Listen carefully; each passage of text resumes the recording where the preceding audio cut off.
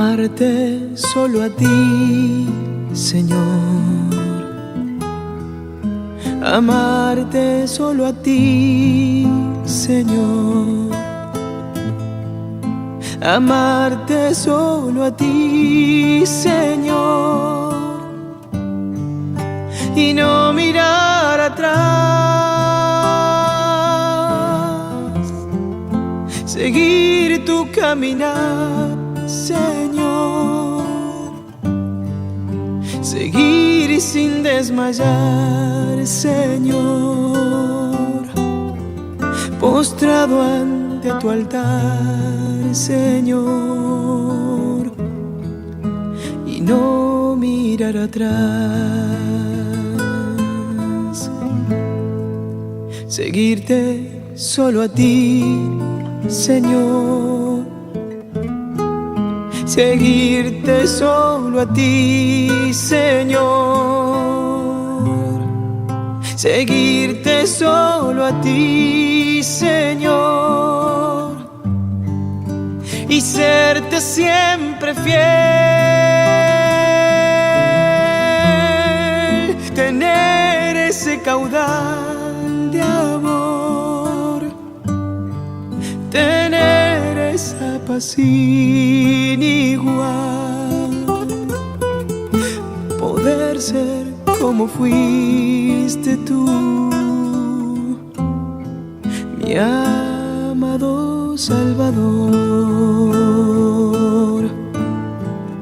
Si acaso me preguntas tú, ¿a quién he de seguirle yo?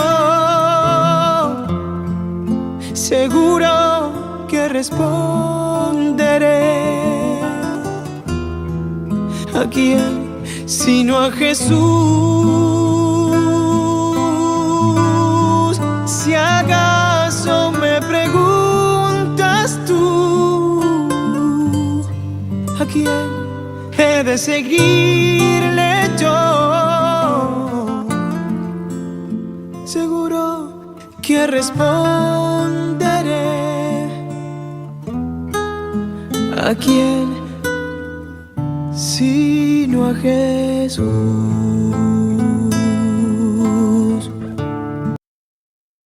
Dios los bendiga a cada uno de ustedes, los que están viendo este video. Pues bienvenidos a Estudia Conmigo, la palabra es poder. Pues hoy vamos a continuar, ¿verdad? Este día continuamos con el estudio de los mensajes a las 7 iglesias del Apocalipsis.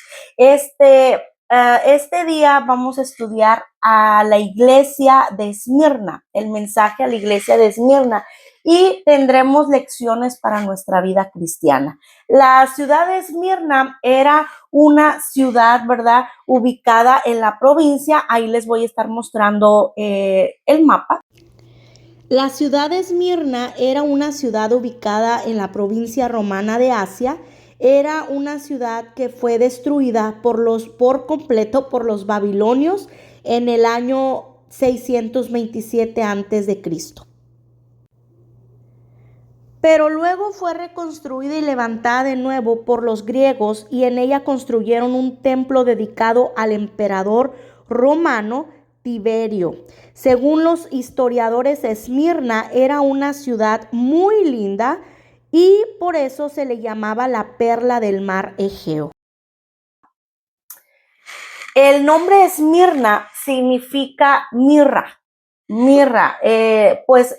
Seguramente había muchos árboles en esa área, ¿verdad?, que producían este perfume, el cual era utilizado para la preparación de los cadáveres. Y el nombre, fíjense, no era casualidad, porque Esmirna era una ciudad muy linda en apariencia, pero estaba muerta en su interior. Era una ciudad donde los cristianos, ¿verdad?, eran perseguidos hasta la muerte por los romanos y los judíos también que pues vivían allí.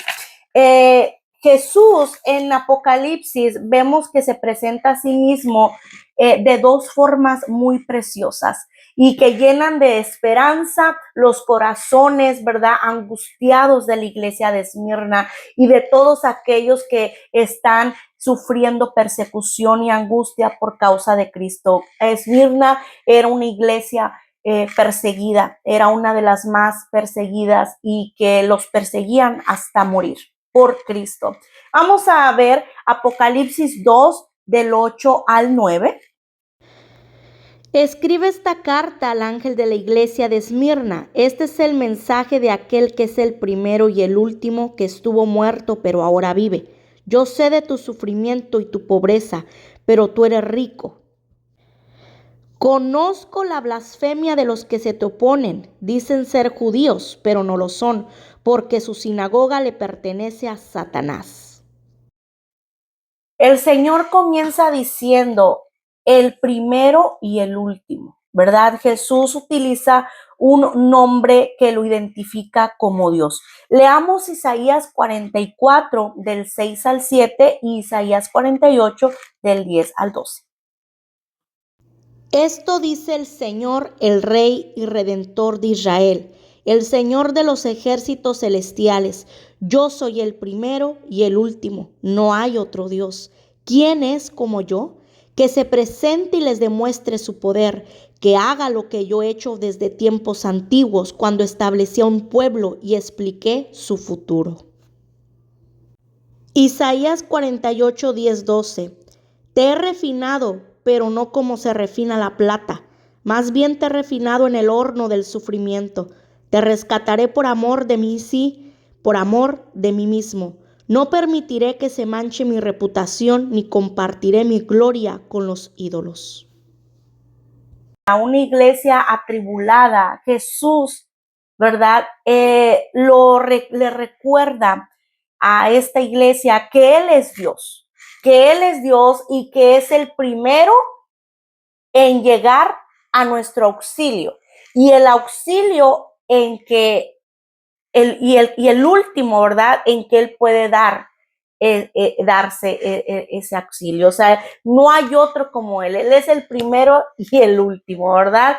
Aun cuando todos nos hayan abandonado, aun cuando sintamos que ya no podemos más, llega el Señor. Llega a Él, llega en nuestro auxilio. El primero y el último nos habla de la eternidad de Dios. Por eso Él se identifica, yo soy el primero y el último. O sea, Él es eterno. Nunca termina, nunca se va, nunca desaparece. Él siempre está ahí, ¿verdad? Y es un gran consuelo para la iglesia comprender que aunque estén siendo perseguidos y y atribulados en sus corazones, Él siempre está con ellos. Entonces continuamos y dice también en Apocalipsis 2 del 8 al 9 leímos, dice, el que estuvo muerto pero ahora vive. Jesús se presenta como el resucitado. Y esto significa que Él se identifica con la iglesia de Esmirna porque Él también sufrió persecución. Jesucristo también, Él también fue muerto por los que lo perseguían, pero venció la muerte y con Él podían tener una victoria a pesar de la persecución y de la muerte. Entonces Jesucristo se presenta, yo soy el eterno, yo soy el principio, yo soy el fin. Yo nunca termino, yo nunca me voy, yo siempre estoy contigo. Y luego sigue diciendo, yo soy el muerto y soy el resucitado, ¿verdad? O sea, diciéndoles, pues aunque muriera, resucitarán ellos también. Diciéndoles a Esmirna, aunque mueras por mí, pero también vas a resucitar en mi venida, ¿verdad? La iglesia de Esmirna hacía obras a pesar de su persecución. Leamos en el versículo 9, sigamos en Apocalipsis 2, en el versículo 9 vamos a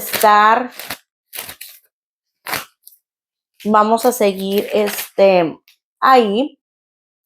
Dice, yo sé tu sufrimiento y tu pobreza, pero tú eres rico.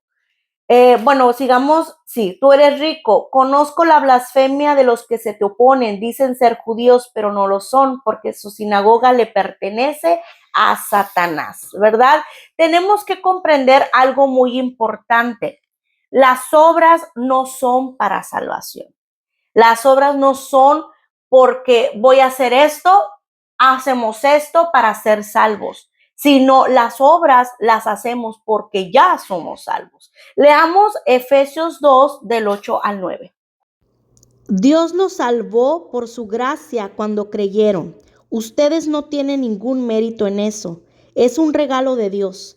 La salvación no es un premio por las cosas buenas que hayamos hecho. Así que ninguno de nosotros puede jactarse de ser salvo. Entonces las obras son para señal de nuestra salvación. Es decir, las obras no son para salvación, sino por nuestra salvación. Yo hago lo que hago ahora porque soy salva. La salvación se ve en nuestra vida, se ve en nuestras acciones. También aquel que no es salvo, miramos lo que hace, miramos que no es, ¿verdad?, salvo. Nos podemos dar cuenta por sus acciones y asimismo nosotros, los que somos salvos, la gente puede ver que en realidad Dios transformó mi vida, Dios transformó a mi corazón. ¿Por qué? Porque ahora soy salva por mis acciones, ¿verdad? Pero no hago acciones, no hago obras buenas para ser salvo o para llegar, ¿verdad?, y convencer a Dios de una u otra manera, como un chantaje. Veamos Efesios 2, vamos a ver Tito 3:8 y vamos a leer Tito 3:14. Efesios 2:10. Pues somos la obra maestra de Dios. Él nos creó de nuevo en Cristo Jesús, a fin de que hagamos las cosas buenas que preparó para nosotros tiempo atrás. Esta declaración es digna de confianza y quiero que insistas en estas enseñanzas para que todos los que confían en Dios se dediquen a hacer el bien. Estas enseñanzas son buenas y de beneficio para todos. Tito 3:14. Los nuestros tienen que aprender a hacer el bien al satisfacer las necesidades urgentes de otros. Entonces no serán personas improductivas.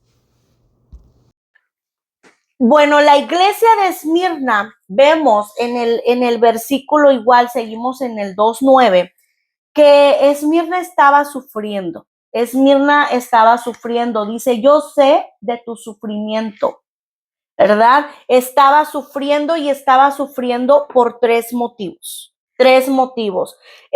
Número 1, tribulación. Nos dice ahí, yo sé de tu sufrimiento, ¿verdad? La palabra original en griego es la palabra tilipsis. Ahí lo voy a poner aquí, de este lado. Tilipsis, que significa presión, angustia, carga, persecución y aflicción. ¿Por qué Dios permite que su iglesia pase por tribulaciones? ¿Por qué lo permite? Por una sola razón, para perfeccionarnos. Varios motivos entran en esa perfeccionar, en ese perfeccionar, en esa perfección que el Señor quiere hacer en nuestra vida. 1, producir en nosotros frutos agradables para Él. Frutos agradables para Él. Vamos a ver Romanos 5, 3 al 5 y Santiago 1, 2 al 4. También nos alegramos al enfrentar pruebas y dificultades porque sabemos que nos ayudan a desarrollar resistencia y la resistencia desarrolla firmeza de carácter y el carácter fortalece nuestra esperanza segura de salvación. Y esa esperanza no acabará en desilusión, pues sabemos con cuánta ternura nos ama Dios, porque nos ha amado nos ha dado el Espíritu Santo para llenar nuestro corazón con su amor. Santiago 1, 2, 4. Amados hermanos, cuando tengan que enfrentar cualquier tipo de problemas, considérenlo como un tiempo para alegrarse mucho, porque ustedes saben que siempre que se pone a prueba la fe, la constancia tiene una oportunidad para desarrollarse. Así que dejen que crezca, pues una vez que su constancia se haya desarrollado plenamente, serán perfectos y completos y no les faltará nada. Ok, otro segundo motivo, ¿verdad? Otro que entra en el área de perfección es para experimentar su victoria en nuestra vida. Leamos Romanos 8, 35 al 37. ¿Acaso hay algo que pueda separarnos del amor de Cristo? ¿Será que Él ya no nos ama si tenemos problemas o aflicciones, si somos perseguidos o pasamos hambre o estamos en la miseria o en peligro o bajo amenaza de muerte? Como dicen las Escrituras, por tu causa nos matan cada día, nos tratan como ovejas en el matadero. Claro que no. A pesar de todas estas cosas, nuestra victoria es absoluta por medio de Cristo, quien nos amó. Y también la tercera es para experimentar su consuelo en nuestra vida. Leamos 2 Corintios 1, 4. Él nos consuela en todas nuestras dificultades para que nosotros podamos consolar a otros.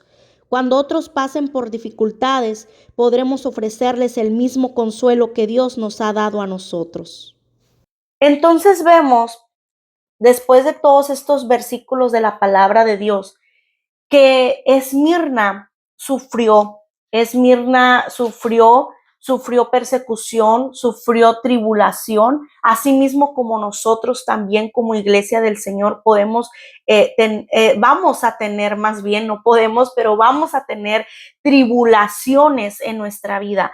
Pero vemos que el Señor lo permite en los cristianos, en sus hijos, para perfeccionarnos y perfeccionarnos en estas áreas tan importantes como es poder producir en nosotros frutos agradables para Él. ¿Qué son esos frutos? Esos frutos de resistencia, de firmeza, de fuerza, de carácter, de amor, de todos esos frutos que leímos en Romanos 5, 3, 5, en Santiago 1, 2, 4, para experimentar también su victoria en nuestra vida. Porque solamente con cantar el Señor es victorioso, la victoria que Cristo nos da, o con leer los versículos que la victoria la tenemos en Cristo Jesús, pues no, ¿verdad? O sea, tenemos que experimentar esa victoria de que Cristo pelea por nosotros, esa victoria maravillosa en Él, como volvemos a leer Romanos 8, el 35 al 37.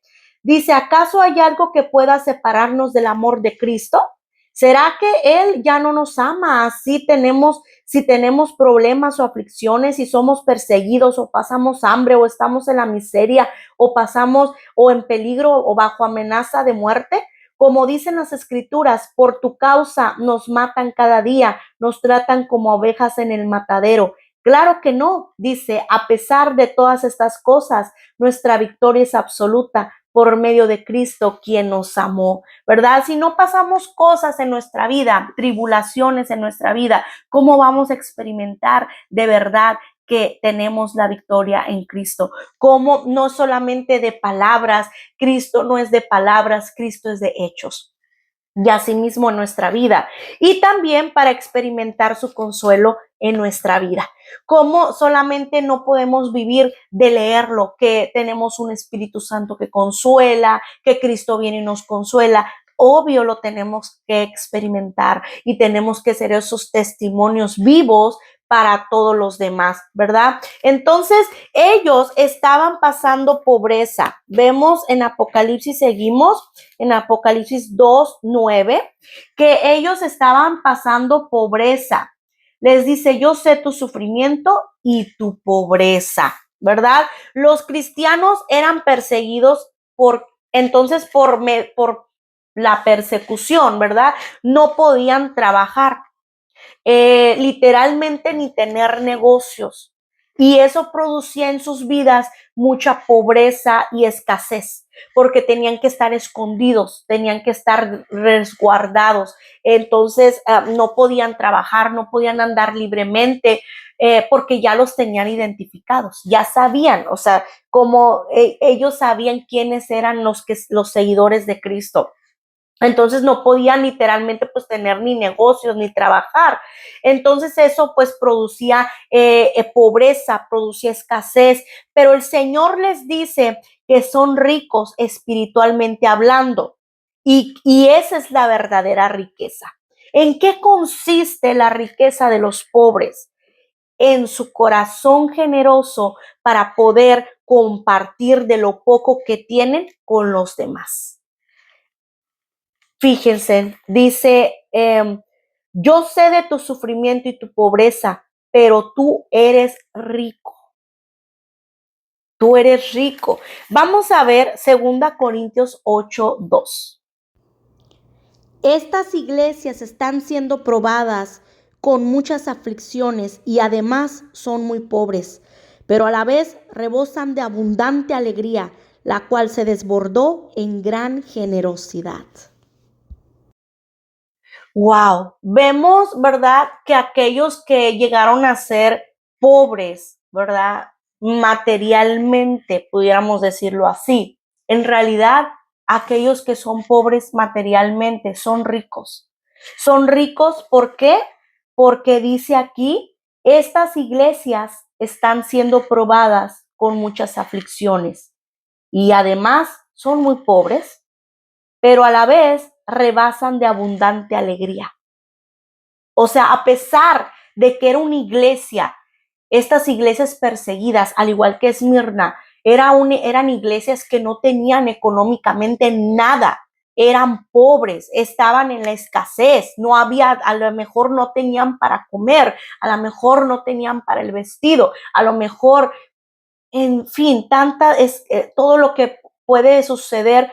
Imagínese sin tener, o sea, ser pobre, de verdad pobre. Dice, pero a la vez rebasan de abundante alegría. O sea, a pesar de que no tenían lo material, eran iglesias, eran personas con un gozo, que no se quejaban, que no decían, ay, no tengo para esto, ay, me falta el otro, ay, es que si yo tuviera. No, no había queja, había alegría en sus corazones, había gozo. Y dice, la cual se desbordó en gran generosidad. O sea, de ese gozo que había en su corazón, de lo poco que tenían, compartían. Ay, el hermanito tal no tiene pan, pero nosotros tenemos dos, podemos compartir uno entre todos y darle uno a la familia del hermano. Y con gozo y con amor lo hacían. Y aquí el Señor Jesucristo se los está reconociendo. Yo sé tu tribulación, yo sé tu pobreza, pero tú eres rico. En realidad no eres pobre, eres rico porque tienes gozo en medio de tu aflicción, porque tienes gozo en medio de tu escasez y tienes generosidad que se desborda en tu corazón en medio de tu escasez, de tu pobreza. En eso consiste la riqueza de los pobres. Tal vez no se ve lo material, carros nuevos del año, dinero, mucho dinero en la cartera, en el banco, no ropa de marca. Pero hay en esas personas, en esos hermanos, su corazón es generoso, su corazón se desborda de gozo, de alegría, en su capacidad de enriquecer a muchos por medio de su fe en Cristo también. Se manifiesta, esa es la riqueza de los pobres. Veamos 2 Corintios 6:10. Hay dolor en nuestro corazón, pero siempre tenemos alegría. Somos pobres, pero damos riquezas espirituales a otros. No poseemos nada y sin embargo lo tenemos todo. Fíjense, lo vuelve a decir. Dice, lo vuelve aquí a decir y lo acabamos de leer, pero lo voy a volver a leer. Dice, hay dolor en nuestro corazón, pero siempre tenemos alegría. Lo vuelven a decir, somos pobres, pero damos riquezas espirituales a otros. ¿Y sabe qué me recuerda eso? Me recuerda a Pedro. Cuando estaba el hombre en la puerta del templo y estaba pidiendo limosna. Y Pedro va y se le acerca, ¿verdad? Porque iba al templo y le dice, no tengo oro ni plata, pero de lo que tengo te doy. Toma tu lecho y anda. Levántate y anda. Y entra el hombre al templo danzando, dando gloria a Dios, porque era una persona inválida que no podía caminar. Y dijo Pedro, no tengo oro ni plata. Los apóstoles, los seguidores de Cristo, ellos no tenían oro ni plata. Ellos no tenían. Ellos vivían de caridades, de ofrendas, porque habían entregado toda su vida al Señor, a andar de aquí para allá, compartiendo la palabra, compartiendo el evangelio y haciendo milagros. Y lo dice Pedro, el limosnero estaba pidiendo limosna, el inválido, y le dijo, no tengo oro ni plata, pero de lo que tengo te doy. ¿Qué tenía Pedro? Algo más valioso y más grande que la plata y que el oro. Tenía el poder, tenía la gloria de Dios en él. Yo me acuerdo cuando íbamos a ir a evangelizar un grupo por medio de la iglesia con una hermana que me invitaron. Y yo quería llevar algo, quería como, no sé, dar algo, unos trataditos, pero aparte con algo, ¿verdad? Para darle a las personas que íbamos a evangelizar, como, no sé, un detallito, algo aparte, no sé, un dulcito o algo, un platillo de comida, algo quería hacer. Y yo le preguntaba a Dios, Señor, pues, ¿qué llevo?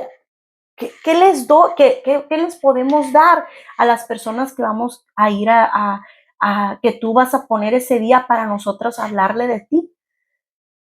¿Qué les doy? Yo decía, si no tengo, porque en ese tiempo estábamos pasando momentos muy difíciles económicos, porque mi esposo tuvo un accidente ya hace 2 años, casi 2 años, ahora en julio van a ser 2 años, año y meses, ¿verdad? Casi año y medio.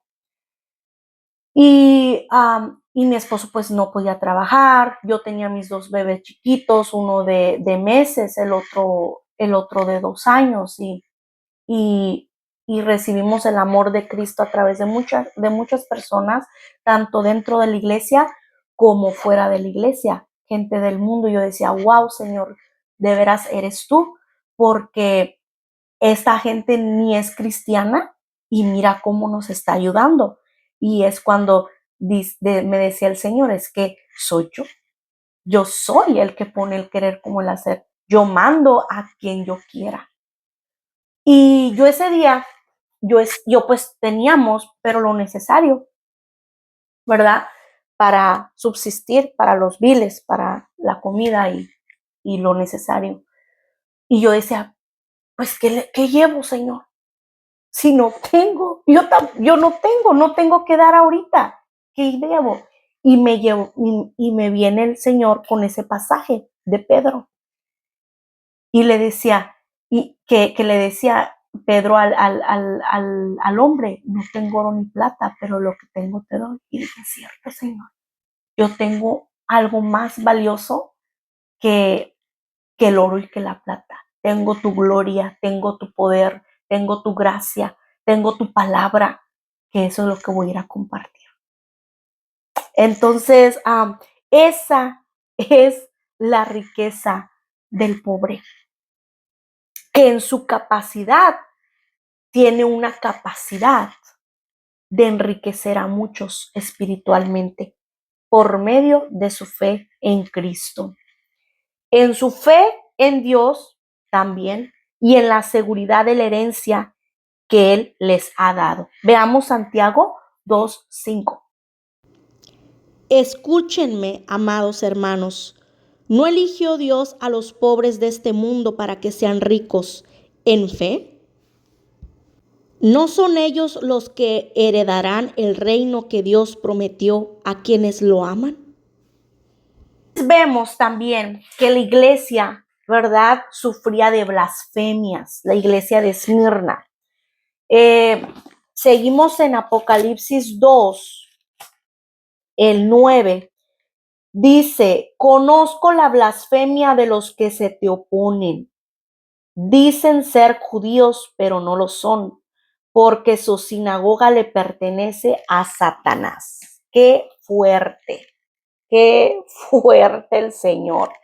En Esmirna había una comunidad de judíos muy grande y la persecución que sufrieron Esmirna en gran medida venía de ellos, venía de estos judíos.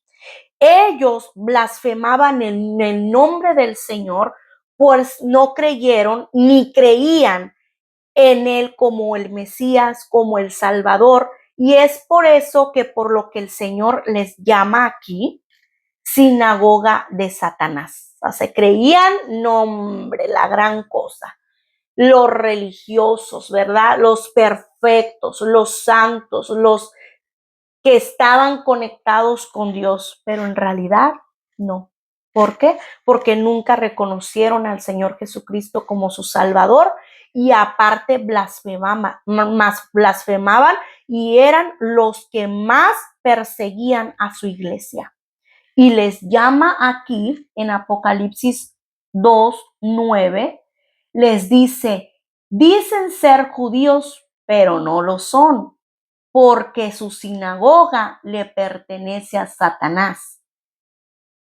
Entonces aquí les dice, ¿verdad? Dicen ser judíos, pero no lo son. ¿Por qué? Porque blasfemaban. O sea, en realidad se decían ser judíos, creyentes de Dios, pero ni en Dios creían, tal vez. Nuestro Señor Jesucristo también sufrió persecución de los judíos y los llamó hijos de Satanás. Leamos Juan 8, 37, 40. Juan 8, 37 al 40. Claro que me doy cuenta de que son descendientes de Abraham. Aún así algunos de ustedes procuran matarme porque no tienen lugar para mi mensaje en su corazón. Yo les cuento lo que vi cuando estaba con mi padre, pero ustedes siguen el consejo de su padre. Nuestro padre es Abraham, declararon. No, respondió Jesús. Pues si realmente fueran hijos de Abraham, seguirían su ejemplo. En cambio, procuran matarme porque les dije la verdad, la cual oí de Dios. Abraham nunca hizo algo así. Juan 8, 41 al 44. No, ustedes imitan a su verdadero padre. Nosotros no somos hijos ilegítimos, respondieron. Dios mismo es nuestro verdadero padre. Jesús les dijo, si Dios fuera su padre, ustedes me amarían, porque he venido a ustedes de parte de Dios. No estoy aquí por mi propia cuenta, sino porque Él me envió. ¿Porque no pueden entender lo que les digo? Es porque ni siquiera toleran oírme, pues ustedes son hijos de su padre, el diablo, y les encanta hacer las cosas malvadas que él hace. Él ha sido asesino desde el principio y siempre ha odiado la verdad, porque en él no hay verdad. Cuando miente, actúa de acuerdo con su naturaleza, porque es mentiroso y el padre de la mentira. Esto nos hace reconocer que nosotros, los que hemos creído en el Señor Jesucristo, también vamos a sufrir persecución por causa de su nombre. También no vamos a ser exentos como iglesia del Señor, también vamos a sufrir persecución. Leamos Juan 15, 20 al 21. ¿Recuerdan lo que les dije? El esclavo no es superior a su amo. Ya que me persiguieron a mí, también a ustedes los perseguirán. Y si me hubieran escuchado a mí, también los escucharían ustedes. Les harán todo eso a causa de mí, porque han rechazado a aquel que me envió. Pero tenemos que tener claro que la persecución y las blasfemias que traen bendición únicamente son aquellas que son por causa de Cristo, no por nuestras malas acciones, sino por causa de Cristo. ¿Ok? Veamos 1 Pedro 4, 15 al 16. Si los insultan porque llevan el nombre de Cristo, serán bendecidos, porque el glorioso Espíritu de Dios reposa sobre ustedes. Sin embargo, si sufren, que no sea por matar, robar, causar problemas o entrometerse en asuntos ajenos. En cambio, no es nada vergonzoso sufrir por ser cristianos. Alaben a Dios por el privilegio de que los llamen por el nombre de Cristo. Fíjense, entonces ahí dice, si los insultan porque llevan el nombre de Cristo, serán bendecidos, porque el glorioso Espíritu de Dios reposa sobre ustedes. Pero, o sea, sin embargo, es la palabra pero dice, si sufren, que no sea por matar, robar, causar problemas o entrometerse en asuntos ajenos. O sea, que decimos, ay, ¿por qué me está pasando esto? Bueno, pues por tu mala decisión. ¿Quién te traía a andar haciendo eso? O sea, ese tipo de sufrimientos no van a causar bendición en nosotros. ¿Por qué? Porque fueron por nuestras malas acciones, fueron por nuestras malas decisiones. Todo lo que siembras, eso cosechas. Pero, en cambio, sufrimientos por causa de Cristo, esas son las que van a traer bendición a nuestra vida, ¿verdad? Entonces, ahora vamos a ver el mensaje de Jesucristo a la iglesia Esmirna. Seguimos en Apocalipsis. Apocalipsis 2:10. No tengas miedo de lo que estás a punto de sufrir. El diablo meterá a algunos de ustedes en la cárcel para ponerlos a prueba y sufrirán por 10 días. Pero si permaneces fiel, incluso cuando te enfrentes a la muerte, te daré la corona de la vida. Apocalipsis 2:11. Todo el que tenga oídos para oír debe escuchar al Espíritu y entender lo que Él dice a las iglesias. Los que salgan vencedores no sufrirán daño de la segunda muerte. Primeramente les dice, este es el mensaje de Jesucristo a la iglesia de Esmirna.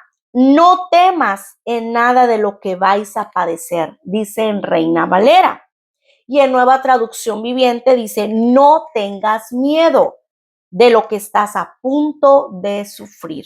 El Señor les está confirmando a Esmirna que iban a padecer, que iban a tener sufrimientos, iban a tener persecuciones, etcétera, pero que no tuvieran miedo,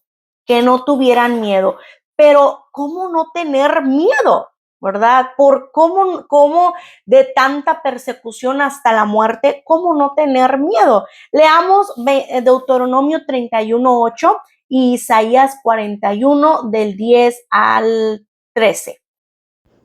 No temas ni te desalientes, porque el propio Señor irá delante de ti. Él estará contigo, no te fallará ni te abandonará. Isaías 41, 10 al 11. No tengas miedo porque yo estoy contigo. No te desalientes porque yo soy tu Dios.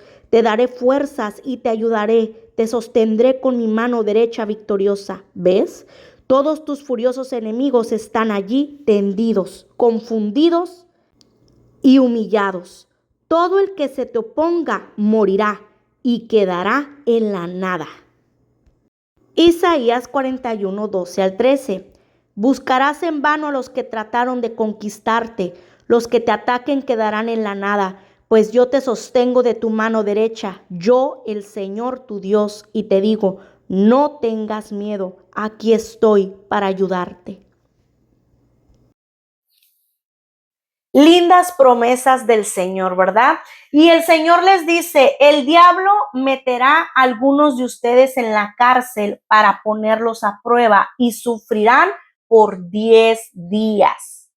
Entonces el diablo echaría a algunos de ellos, lo que iba a pasar, que les estaba diciendo, es que los iba a echar a algunos de ellos a la cárcel, pero era con un propósito de Dios, para ser probados, y esa prueba tendría un límite de tiempo establecido por Dios, que iban a ser 10 días.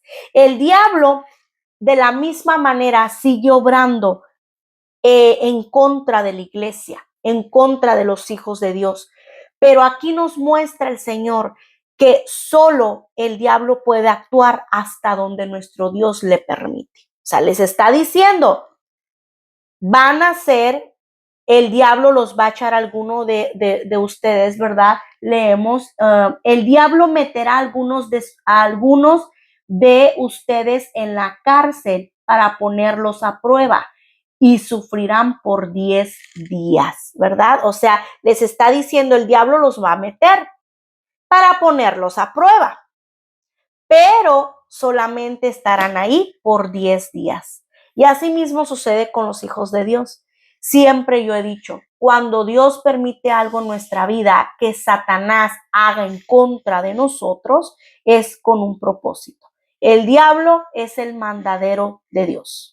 El diablo no puede hacer más de lo que Dios no le permita, y también por un tiempo establecido por Dios. Así, ¿ok? Entonces el diablo sigue obrando en contra de la iglesia, pero solo él puede actuar. El diablo puede actuar hasta donde nuestro Dios se lo permite, hasta ahí. Y luego les dice, pero si permaneces fiel, incluso cuando te enfrentes a la muerte, te daré la corona de la vida. La recompensa para quien sea fiel hasta la muerte, el cristiano que le es fiel a Dios hasta la muerte, es la corona de vida. Esto no se refiere a la salvación, ¿ok? Sino a una recompensa relacionada con el reino de Dios. ¿Cuándo se nos van a dar esos premios, Evelyn? Cuando sea el tribunal de Cristo. Cuando toda su iglesia compadezca ante el Señor. Y ahí mismo se nos van a dar a nosotros nuestras recompensas. La salvación solamente es el título. Es como cuando usted se gradúa de la escuela, ¿verdad? Y le dan un título. Bueno, esa es su título, la salvación. Todos los que estén ahí ante el Señor es porque ya son salvos y reciben su título. Pero aquellos que les son fiel a Dios hasta la muerte, esos son los que van a recibir las recompensas, que una de ellas es la corona de vida. En Santiago 1:12 nos habla de la corona de vida para el que soporta la tentación, y en Apocalipsis es para que el que le es fiel hasta la muerte. Leamos Santiago 1:12. Santiago 1:12. Dios bendice a los que soportan con paciencia las pruebas y las tentaciones, porque después de superarlas recibirán la corona de vida que Dios ha prometido a quienes lo aman. Entonces, la corona de vida es una corona, ¿verdad? Que va a ser entregada a todo aquel que resistió hasta el final toda tentación, que le fue fiel a Dios porque lo ama, no porque tengo que, sino porque le ama. Y dijo, no, Señor, yo no hago eso. Yo me niego a mí mismo, me niego a mi carne, me niego todo por ti, porque te amo. Por eso no lo hago. Y de igual manera, en Apocalipsis 2, del 10, ¿verdad? Dice, voy a leer del 10 al 11. Incluso cuando te enfrentes a la muerte, te daré la corona de la vida. Pero dice al principio, pero si permaneces fiel. Incluso cuando te enfrentes a la muerte, te daré la corona de vida. Todo el que tenga oídos para oír debe escuchar al Espíritu y entender lo que Él dice a las iglesias. Los que salgan vencedores no sufrirán daño en la segunda muerte. Entonces ahí nos está hablando de una iglesia vencedora. Esmirna tenía que ser una iglesia vencedora, una iglesia fiel a Dios, perseguida, atribulada, con pobreza, pero así hasta la muerte le fue fiel a Dios. Y ellos, esa iglesia, recibiría la corona de vida. Y asimismo nosotros, si nosotros permanecemos fiel a Dios hasta el final, vencemos tentaciones, vencemos nuestra carne, vencemos a Satanás en el nombre de Jesús, y de igual manera permanecemos fiel hasta la muerte, aunque vengan tribulaciones a nuestra vida, sufrimientos, pobreza, escasez, todo lo que venga, pero por Cristo, blasfemias en contra de nosotros, pero por Cristo, si usted lo sufre, vendrá bendición y le espera una corona de vida. Hace poquito, cuando preparaba este mensaje, este estudio en esta parte de la iglesia de Apocalipsis, de Esmirna, me recordaba que hace un tiempo, pues todo ese tiempo que nosotros estuvimos en escasez y todo eso, ¿verdad? Pero se puede decir que, Señor, ¿qué voy a hacer? Pero el Señor nunca nos dejó. El Señor nunca nos dejó, nunca nos faltó nada. Fueron un proceso de más de un año y medio, que mi esposo sin trabajar, yo hacía ventas, yo hacíamos esto, hacíamos lo otro, pero aún así el Señor no nos dejaba, no nos sustentaba, y además hermanos y gente del mundo que llegaba la ayuda a la puerta de mi casa con ofrendas. Y después, ya que nos empezamos a acomodar, mi esposo mejoró y todo de su pie y regresó a trabajar, y yo también conseguí otro trabajito secular, y si no sale de un trabajito, sale de otro trabajito y así. Y pero ¿qué pasa? Que los carros se descompusieron.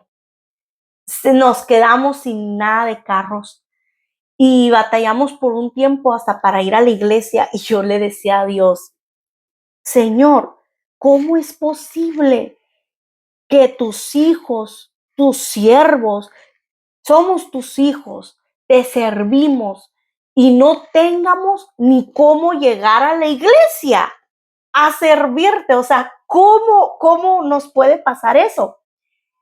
Y me decía el Señor: Evelyn, vas a tener, espera.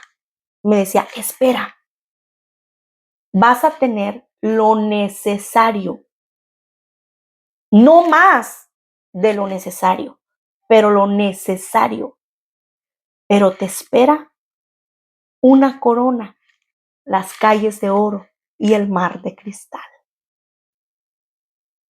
Aquí en el mundo tendrás lo necesario, no más de lo necesario. Pero te espera una corona, las calles de oro y el mar de cristal. Y le dije, eso es lo único que quiero, Padre. Eso es lo único que me interesa. Aquí las cosas se descomponen, se pierden, se desgastan. Pero una corona de vida, o la corona que me des, porque hay 5 en la palabra de Dios, son 5 tipos de coronas. No sé cuál me vaya a tocar. Pero le dije, la corona, tus calles de oro y el mar de cristal, eso es eterno, eso no termina, eso no se descompone, eso no se acaba. Gracias, Señor, gracias. Y comencé a tener paz. Y el Señor puso las personas, todo, y ya después nos hicimos, cuando nos quedamos sin nada de carros, el Señor nos dio 2 al mismo tiempo, otra vez. uno para mi esposo, para el trabajo y uno para mí, para moverme con los niños y para poder ir a la iglesia. Vamos a sufrir tribulaciones, vamos a sufrir.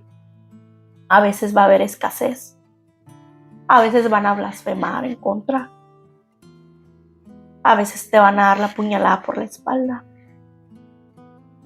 El humano falla. En el camino te vas a encontrar con muchas cosas, pero si permanecemos fiel, dijo el Señor, si permaneces fiel, te daré la corona de vida. Dios te bendiga, ánimo, fuerza, y creamos la palabra de Dios. Es nuestra esperanza. Si Él lo dijo, así será.